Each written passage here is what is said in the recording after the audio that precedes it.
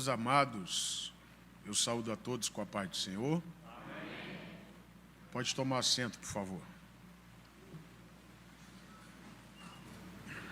Jeremias 18, no verso de número 4.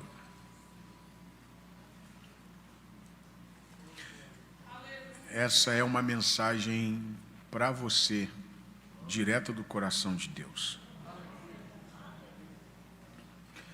Nós temos vivido um dos momentos mais difíceis ao que se diz respeito da humanidade. Pode fazer o fundo. Eu não digo somente ao que se diz respeito dentro da igreja, eu falo da humanidade, não é? Nós temos vivido uma humanidade em excesso de três tempos: excesso de passado, excesso de presente e excesso de futuro. E esse excesso causa três coisas na vida da gente: depressão, estresse e ansiedade. A depressão, ela é o excesso do passado. O estresse é o excesso do presente. E a ansiedade é o excesso do futuro. E a gente não tem tempo para a gente. E por isso acontecem essas coisas, não é? Eu sou um terapeuta, sou um psicanalista, e Deus me deu o dom de tratar e de cuidar de pessoas, não é? E essa mensagem é uma mensagem de uma conversa que eu tive com Deus de madrugada, na preocupação de curar almas, não é? Porque uma alma curada dentro da igreja é uma igreja sarada. A gente anda tão sobrecarregado, quando a gente vai se relacionar com o ser humano, a gente não tem nada além do que excessos. E aí quando alguém vai exigir uma atenção nossa, e pelo fato dos excessos, a gente não tem nada para oferecer, não é? A gente ouve, não com a intenção de ouvir, mas para dar uma resposta para aquilo que a pessoa quer. E quando na verdade tudo que alguém precisa, às vezes, é ser ouvido, né? E por aí vai. É algo que Deus tem tratado comigo, né? Eu tenho sido muito feliz e privilegiado de cuidar dessa área que é tão séria, não é? Porque a vida da gente é baseada em 4 áreas: o espiritual, o mental, o emocional e o comportamental. Tudo que acontece no espiritual vem para a mente, da mente vai para o coração e do coração vai para o comportamento. Tá bom? Jeremias, no capítulo de número 18, no verso de número 4: quantos acharam, digam cantando: eu já encontrei. Isso aí. Só para você dar um sorriso. Como vaso de barro que ele fazia, como vaso que ele fazia de barro, se quebrou na mão do oleiro. Tornou a fazer dele outro, conforme o que pareceu bem aos seus olhos fazer. Você pode dizer glória a Deus. De forma bem prática e direta, o cerne desse texto, ou a base desse texto, é o profeta vendo Deus moldar um barro numa roda, não é?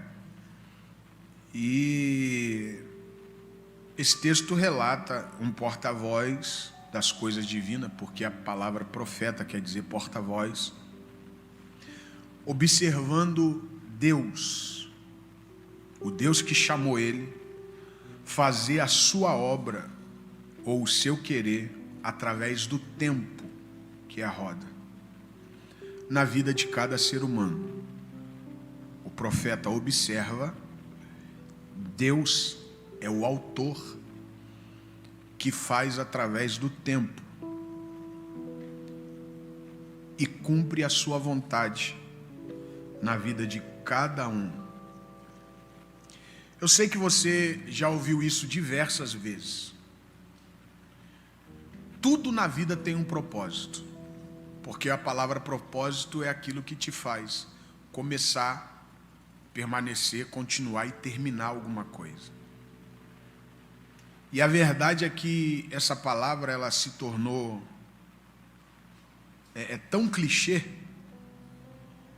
que ela perdeu a força de expressão pelo que ela foi criada, não é? A grande verdade é que a vida de um ser humano ela é baseada em duas etapas: quando ele nasce e quando ele descobre o porquê que ele nasceu. E até chegar a essa segunda etapa, muita coisa pode acontecer, muita coisa. E a maioria dessas coisas não são coisas boas, porque ninguém amadurece sorrindo, ninguém se descobre sorrindo. Toda pessoa, seja qual ela for, ou qual perspectiva de vida ela tiver, precisa ter três coisas: amadurecer, crescer e evoluir. Deus faz isso acontecer através das experiências ruins, isso mesmo. E elas acontecem na nossa vida por dois motivos: sempre para aprendermos algo, e segundo, nós termos algo para ensinar quando alguém passar pela mesma coisa. Todos nós vivemos de aprendizado e experiências. Elas servem para que a nossa vida, não é? Elas servem para a nossa vida toda. O nosso aprendizado e a nossa experiência vai servir para toda a nossa vida e também para a vida das pessoas que estão ao nosso redor. As nossas lições de vida, elas servem para nós mesmos e para as pessoas que estão nos observando. E era isso que Deus queria explicar para o profeta Jeremias, quando ele mandou o profeta descer à casa do oleiro. Que as coisas não giram ao nosso redor. E tudo na vida, tudo, é sobre mim e sobre nós. O profeta, vendo o vaso na casa do oleiro, é a visão para o entendimento da vida, porque é uma roda. E a grande verdade da vida é que a vida só é vida porque a vida está em movimento. E por mais que passamos por situações desagradáveis, na maioria das vezes, nossa vida está na roda, sempre em movimento. Agora, existe algo aqui que nós não podemos deixar passar desapercebido. Não importa quantos processos você viva na vida, porque a vida é feita de processos. São os processos que geram a renovação, são os processos que geram uma nova visão, são os processos que nos amadurecem, são os processos que nos fazem crescer. Era para você ter dado um alê, pelo menos lá no começo, vou repetir. São os processos que geram a renovação, são os processos que geram o crescimento, são os processos que geram uma nova mentalidade. São os processos que reciclam os nossos sentimentos. Então, uma vida sem processo é uma vida parada. E esse é o segredo do vaso de barro nas mãos do olheiro dentro da roda. Não importa o seu passado, não importa os seus erros. E quando eu falo erros, eu não quero que a sua mente se direcione em pecado. Eu estou falando de erros. Porque pelo fato de nós sermos imaturos, nós cometemos erros inconscientemente. E é por isso que Deus, Ele permite os processos pelos momentos ruins, para que nós venhamos errar, mas aprender com eles. Não importa quantas incertezas você tem, não importa quantas marcas as feridas deixaram, não importa quantas lágrimas você deixou rolar no seu rosto, não importa quantas friezas emocionais que algumas experiências negativas nos causaram. O mais importante da vida é que ela não pode parar. Eu sei, e eu quero aqui abrir um parênteses, eu já estou caminhando para o final, só para eu detalhar o que eu quero dizer para você. É normal você se sentir, às vezes, frio. E aí você se olha no espelho e diz assim: eu já não sou mais a mesma pessoa que eu era antes. Eu queria voltar a acreditar.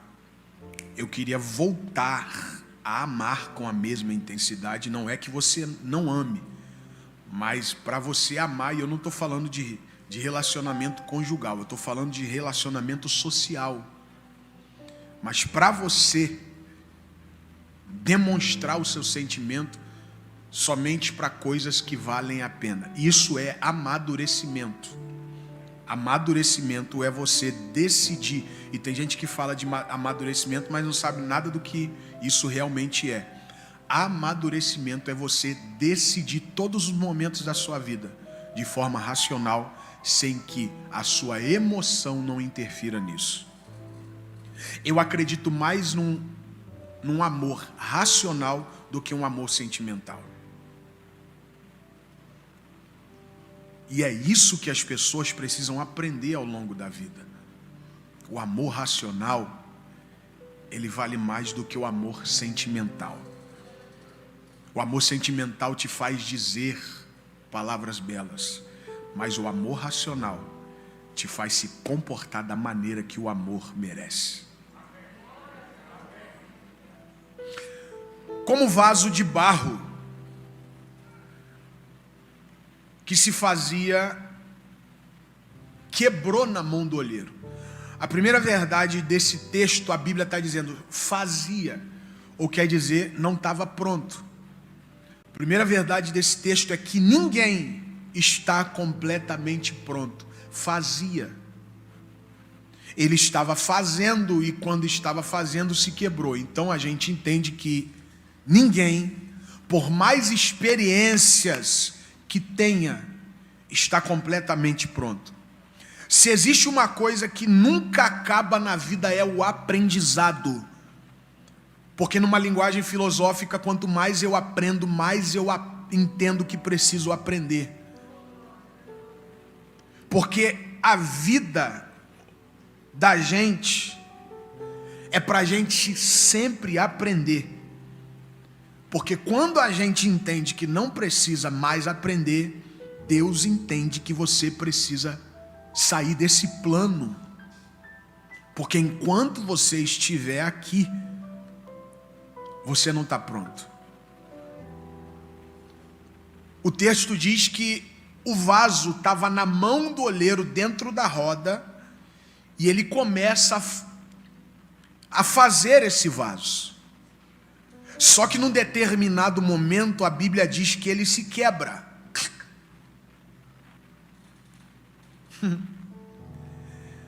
Se ele se quebrou é porque existia um determinado local do vaso que estava frágil. E é isso que eu quero que você entenda. ninguém é forte em tudo. Por mais que a vida, através das pancadas, elas nos tornam fortes, e nós nos transformamos em pessoas que choramos por dentro, mas por fora a gente permanece forte, porque a vida nos obriga a isso. A vida vai nos ensinando através da maturidade a não demonstrar aquilo que a gente sofre para qualquer momento, para qualquer pessoa. Então a gente recebe a pancada, chora por dentro, mas por fora parece que está tudo bem. Só que isso, dentro de uma linguagem comportamental, o ser humano acha que ele é capaz de suportar tudo. Aí vem Deus no meio da vida, encontra a nossa fragilidade e quebra a gente, simplesmente para nos mostrar que todo mundo tem um ponto fraco. E quando a gente entende isso, quando a vida mostra o ponto fraco do outro, a gente fala assim: como é que pode? Se fosse comigo eu faria diferente. Mas depois que eu me tornei terapeuta, eu aprendi uma grande verdade: a só falar daquilo que eu vivo. Porque aquilo que a gente vive, a gente compreende mais. Eu estou todo arrepiado aqui. E tem uma frase que eu digo que toda opinião é carregada de uma história pessoal. E aí a gente entende que todo julgamento é uma confissão. Eita, isso aqui é muito sério. Quando alguém dá uma opinião, ela vai dar uma opinião baseada naquilo que ela entende da vida. Então é carregada de uma história pessoal. E quando você traz isso para a prática do julgamento, você vai entender, e Jung diz isso, Jung diz que o ser humano, ele pratica a prática do espelho na vida do outro, do próximo. O defeito que eu vejo em você é, na verdade, o defeito que reflete em você, mas existe em mim. Então, quando a gente julga alguém, eita, isso aqui é muito sério.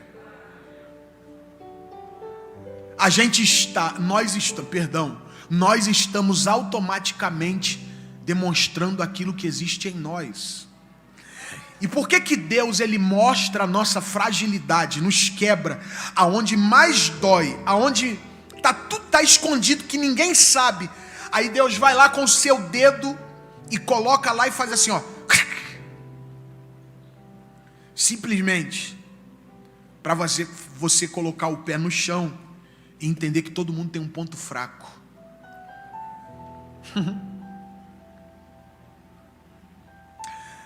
Só que a Bíblia diz, eu já estou caminhando para o final, a Bíblia diz que o vaso se quebrou. O que aconteceu com o vaso? Não, desse jeito aí, irmão, ele vai derreter, não vai quebrar. O que aconteceu com o vaso? O vaso se quebrou.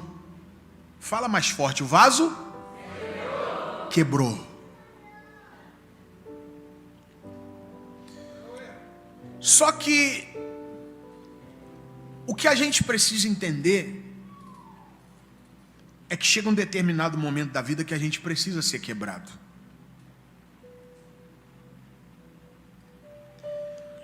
E como o ser humano, através de um período de dias, ele absorve aquilo que ele está vivendo, e isso vai para o seu cotidiano do subconsciente, aí a gente está passando por isso por tanto tempo, e aí fala para si mesmo: não é de hoje que eu estou vivendo isso, não é de hoje que eu passo por isso. E aí a gente acha que é muito tempo e diz assim: desde que eu me conheço é que eu passo por isso. Só que o vaso, num determinado tempo e momento, se quebrou. Ele não estava quebrado, ele se quebrou por causa da fragilidade. O que você precisa entender é o estado, momento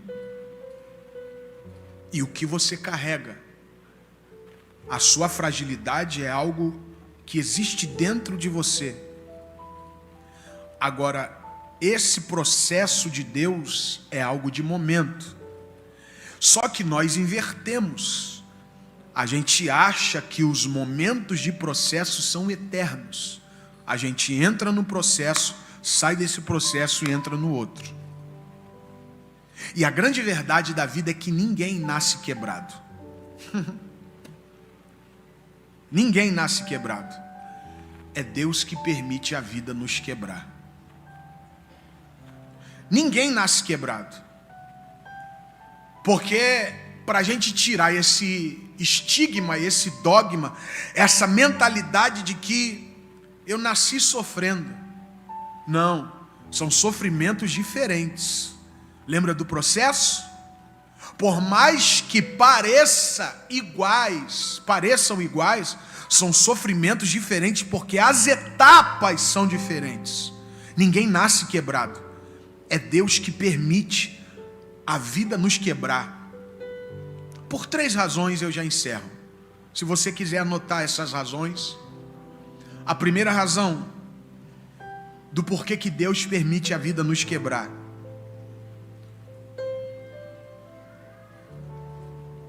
é que a vida nos molda. A primeira razão é que a gente vai crescendo e a vida nos molda de tanta coisa que Deus não quer, que para Deus reiniciar a nossa molécula, a molécula é aquilo que nos une, Ele precisa nos quebrar. Quando você entra na igreja, Deus precisa te quebrar. O seu ego, o seu orgulho, o seu modo, o seu ponto de vista. E aí Ele quebra da forma dele. Ele tira o emprego, Ele toca na família. Cada um tem um processo. Mas ninguém nasce quebrado. É Deus que permite a vida nos quebrar. Para quê? Para Ele tirar desse molde tanta coisa que está na nossa cabeça, que não está na mente de Deus. E aí, para a gente não trazer isso para dentro da igreja, Deus nos quebra. Por quê? Porque só assim Ele coloca aquilo que Ele quer dentro de nós. Segunda verdade é que a gente só enxerga uma nova perspectiva quando a gente está em pedaços. Cada um aqui tem uma profissão, cada um aqui tem uma ideia de vida, cada um aqui tem uma mentalidade. E dentro disso que você criou, se nasceu uma perspectiva do que você quer na sua vida, o que você queria ser. Mas geralmente quando a gente está quebrado, você já percebeu? Que a gente não tem mais alternativa. Gente quebrado não tem alternativa. Porque quando a gente está inteiro, nós temos plano A, plano B, plano C, plano D, cheio de alternativas. Se não der certo isso, a gente faz isso. Se não der certo aqui, a gente faz aqui. Aí Deus quebra para arrancar da gente a alternativa.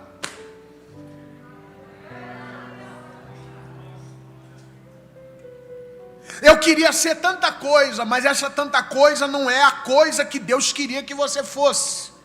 Eu queria ir para tanto lugar, mas esses caminhos que você está indo não é o caminho que Deus queria e traçou para você. Eu queria, aí a gente vai querendo, aí daqui a pouco Deus faz, prá, quebra. Porque quebrando Ele arranca as alternativas e você não se vê, senão obrigado a recomeçar. E eu sempre digo que o ser humano ele é mais preparado para recomeços do que começo. Você sabia que a gente só conhece o poder que nós temos quando tudo está perdido?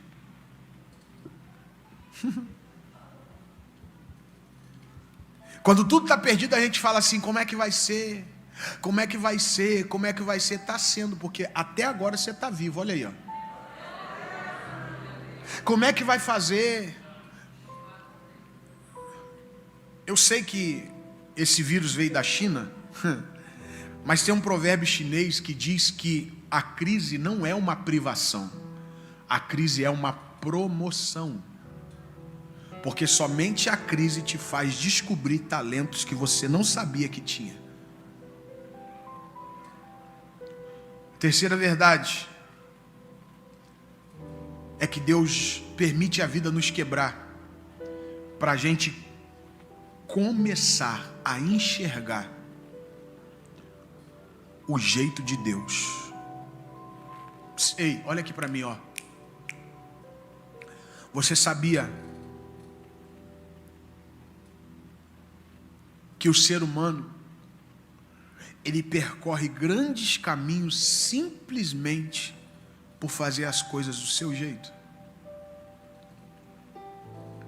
E nesses grandes caminhos tem arrependimento. Nesses grandes caminhos existem pormenores que vão massacrando o seu emocional. E aí Deus quebra a gente. E é por isso que a Bíblia diz que quando a gente aceita Jesus, nós somos novas criaturas. Por quê? Porque Deus faz a gente recomeçar do jeito dele. É redundante o que eu vou falar e até paradoxal. O jeito de Deus dói, mas não dói. Porque é melhor doer na mão de Deus do que doer na mão do mundo. Está entendendo o que eu estou falando? O jeito de Deus é difícil. Por quê? Porque Deus, Ele vai nos readaptar. Ai, meu Deus. Ele vai nos readaptar. E nos readaptar é mudar nossa mente, mudar o nosso cotidiano, a forma como a gente pensa, a forma como nós fomos educados. Aí dói. Mas se você observar, não dói. Por quê? Porque Deus está te blindando de tanta decepção, de tanta coisa. Já era para você estar dando glória a Deus, mas tudo bem. Deus está te privando de tanta decepção, de tanta coisa que você não precisava passar. E aí você olha assim no espelho e disse assim: meu Deus. Eu sei que tem gente que já passou por isso, porque muita gente me diz isso. Eu não sei como é que eu não tinha aceitado esse Jesus antes. Por quê? Porque a minha vida é totalmente diferente. Não é ser crente, não é sentar em uma igreja e levantar a mão e dar glória a Deus. Ser crente é se deixar ser remanejado por Deus. Por quê? Porque ser crente dói abrir mão das nossas escolhas, dói abrir mão das nossas vontades, dói, mas não dói. Por que não dói? Porque a gente não passa por decepção com o mundo, com as pessoas. Deus nos blinda. Então é melhor doer na mão de Deus do que doer na mão do mundo.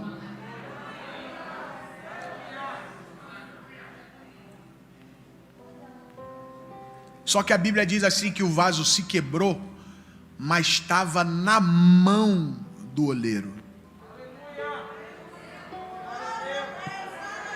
O vaso quebrou, mas o vaso estava na mão do oleiro. Ai. Quebrou. Não importa o processo, o que importa é onde você está. Ai. Não importa. Não importa, porque todo mundo sofre. O que você precisa entender é que o sofrimento ele gera amadurecimento. Todo mundo precisa sofrer. Cada um vai sofrer de uma forma. Por quê?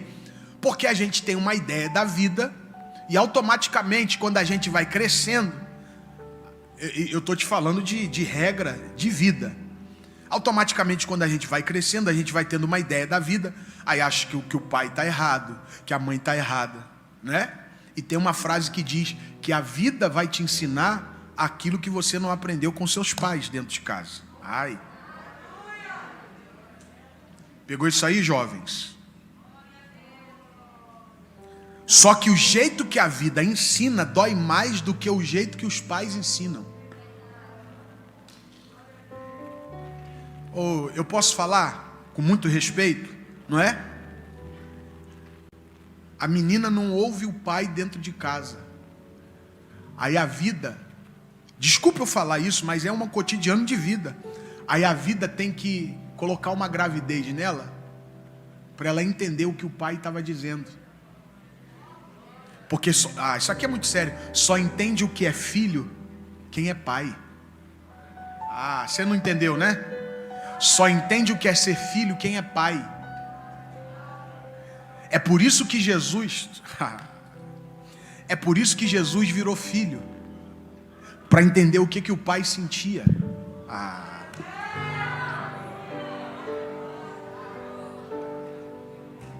Só que a Bíblia diz que o vaso ele quebrou. Eu sei que está doendo. Eu sei que você está passando por diversas situações na sua vida. Diversas. Financeira, da saúde, conjugal, seja o que for. Está doendo. E vamos falar a verdade. Ser moldado por Deus dói. Dói tanto que às vezes a gente briga com ele, briga até quebrar. Mas não importa o que está acontecendo. O que importa é o lugar. Porque você quebrou, mas você está na mão dele, ó.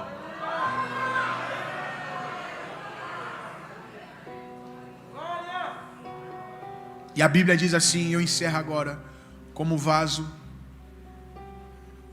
de barro que se quebrou na mão do oleiro. A Bíblia diz, e tornou a fazer conforme lhe parecia fazer. Olha aqui para mim aqui, ó. O ser humano tem uma perspectiva de vida totalmente inversa, invertida, errada. A gente acha que a nossa vida acabou porque acabou o dinheiro, não é? Não era para ser assim, mas porque a família se desfez. Não era para ser assim. Mas ninguém sabe o que vai acontecer lá na frente quando começa a caminhar na vida, não é? E a vida é carregada mais de surpresas ruins do que de surpresa boa. Mas não importa. Tem uma frase que diz assim, para quem acha que a vida acabou só porque acabaram os recursos, você está muito enganado. Porque enquanto Deus te fizer acordar todos os dias de manhã,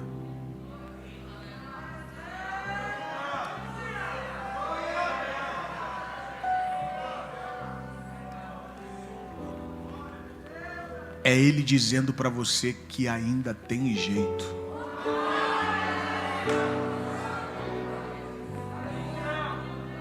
Meu irmão, eu estou todo arrepiado aqui. Quando você entrar na internet, ao invés de você ver quem foi assaltado, quem foi isso, quem foi aquilo, verifica o número de óbitos. Porque o fato de você estar vivo é o maior motivo de agradecer a Deus. Desculpa o termo chulo. Você acordar todos os dias, não importa se o cabelo está igual ao sol do meio-dia, não é? Não importa se você está com um bafo de rinoceronte, não importa. Não importa. O importante é que se Deus decidiu te dar mais um dia de vida, Ele dizendo para a circunstância, para as pessoas que torcem contra você, para o diabo que apostou que você não iria conseguir, para tudo isso que está acontecendo, é Deus esfregando na cara da sociedade, da vida, do inferno, do diabo, dos demônios, dos nossos inimigos, das pessoas que desejam o nosso mal, assim, ó, ainda tem jeito. Sabe por que não tem jeito?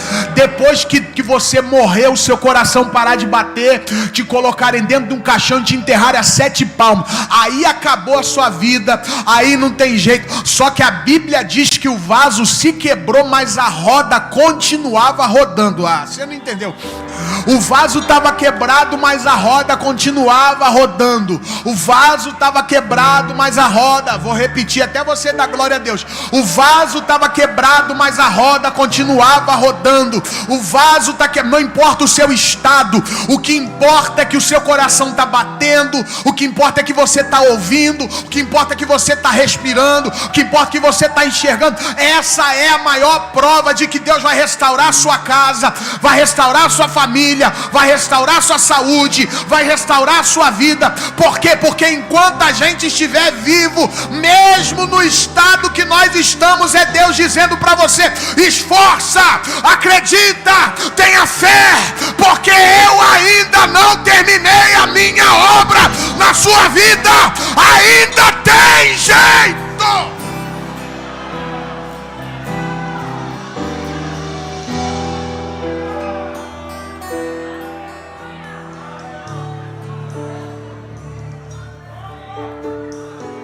Narasia diacomi Sandro Calabauarese Eminuzia eu canto revarácia eu terra Eminu que entro calabanto revarácia eu terra de que ele menergo tomenácia eu terra. Abre um manto que tanto que levará saio terra, manto que abre nesse que ele mener que tá lá resia eu terra. Se coloca de pé.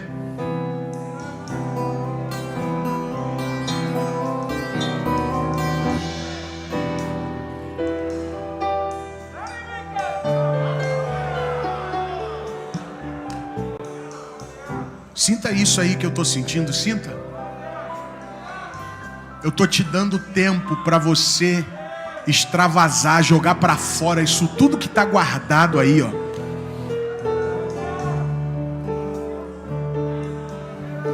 Isso tudo que está te prendendo. Deixa eu te explicar uma coisa. O que o diabo quer é que nós vivamos uma vida morta, com o coração batendo. O ser humano, ele precisa de reações para dar sentido à vida. Você sabia que o grito, ele é terapêutico? O grito, ele libera coisas no nosso corpo que nos faz sentir vivos.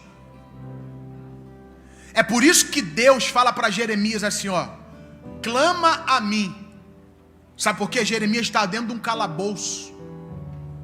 E quando a gente está enclausurado, e nós vivemos uma sociedade liberta, mas presa. A gente tem liberdade para ir onde a gente quiser, mas nós estamos presos nas nossas emoções. Isso aqui é muito sério.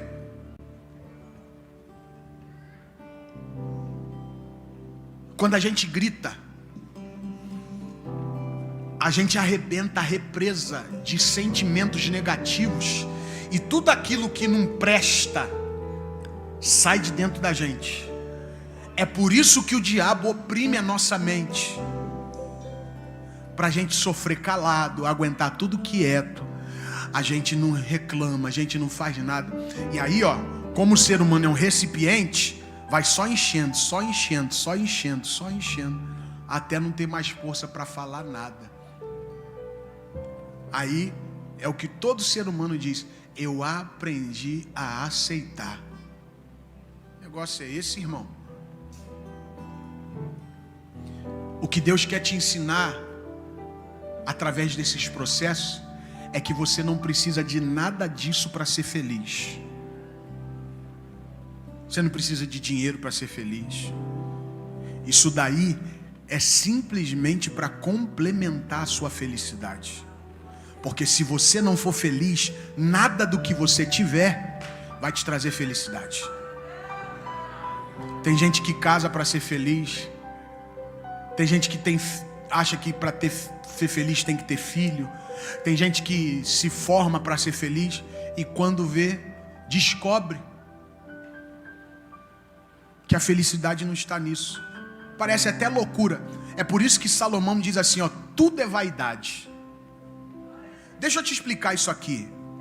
Salomão está dizendo que ele passou a vida toda, pastor Roberto, conquistando e sendo grande. E aí quando ele se torna grande, ele diz que ele podia ter tudo aquilo que ele tinha sendo pequeno.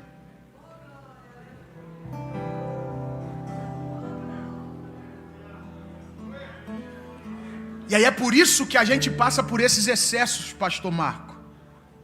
Por quê? A gente tem excesso de passado, depressão. A gente tem excesso de presente, estresse. E a gente tem excesso de futuro, ansiedade. E aí quando a gente vai se relacionar com alguém, a gente não tem tempo. A gente não dá o nosso melhor. A gente faz tudo obrigado. E como o ser humano é aquilo que ele dá aquilo que ele tem, a gente não tem nada para dar. E é por isso que a gente cobra.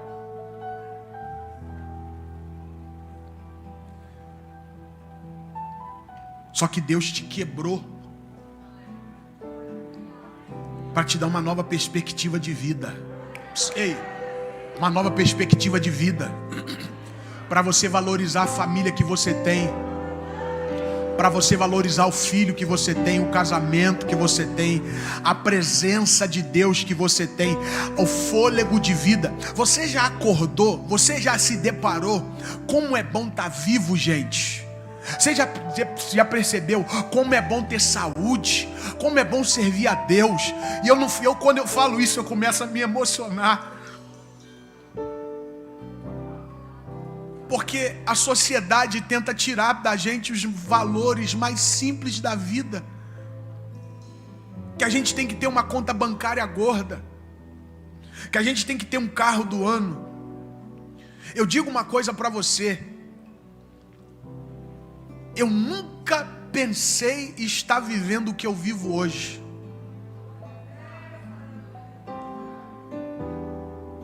Mas isso não muda o que eu sou.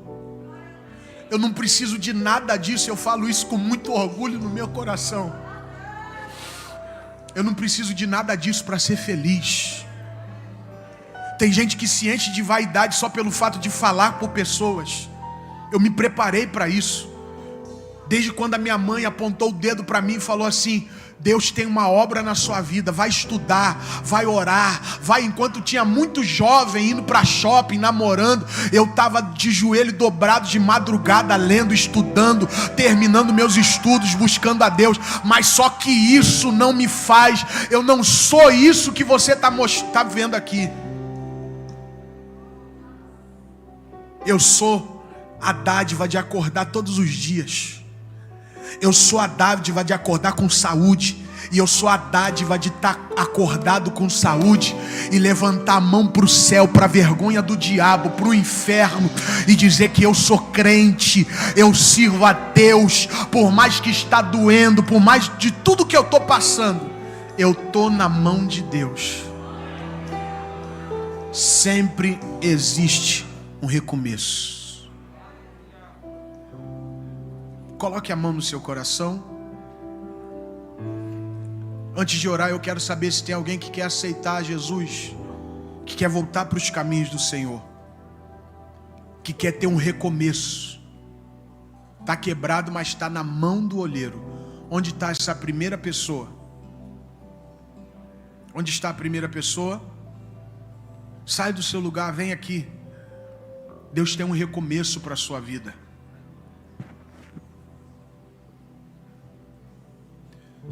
Se tá sofrendo, mas também tá aprendendo, né?